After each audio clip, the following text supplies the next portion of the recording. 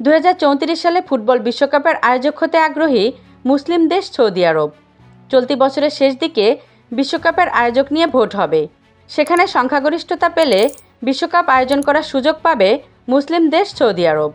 ধারণা করা হচ্ছে বিনা প্রতিদ্বন্দ্বিতায় সৌদি আরবের নাম ঘোষণা হতে পারে।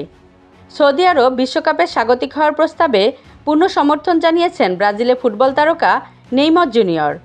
আল হিলালের এই ফরোয়ার্ড আশা করছেন সৌদি আরবে বিশ্বকাপ হলে সেটা হবে সবার জন্য আকর্ষণীয়। সামাজিক যোগাযোগ মাধ্যম টুইটারে নেইমারের একটি ভিডিও প্রকাশ করেছে আল হিলাল। দলটির এই ফুটবলার বলেছেন, সৌদি আরবের বিশ্বকাপ আয়োজনের খবরে আমি খুব খুশি হয়েছি। আমি মনে করি এটি ফুটবল প্রিয় সবার জন্যই বেশ আকর্ষণীয় হবে। এর মাধ্যমে বিশ্বের অনেক দেশেই সৌদি আরবের সংস্কৃতি সম্পর্কে আরও বেশি জানার সুযোগ পাবে। এ দেশের প্রত্যেকেরই জন্য এটি একটি অনন্য অভিজ্ঞতা। এই সুযোগ তাদের প্রাপ্য ছিল। 2023 সালের আগস্টে ফরাসি ফুটবল ক্লাব পিএসজি থেকে সৌদি পেশাদার লিগে জায়ান্ট আল হিলালে যোগ দেন নেইমার। সৌদি প্রো লিগে এরই মধ্যে 3টি ম্যাচ খেলেছেন 32 বছর বয়সী এই ফুটবলার। চোটের কারণে 2023 সালের অক্টোবর থেকে মাঠের বাইরে তিনি।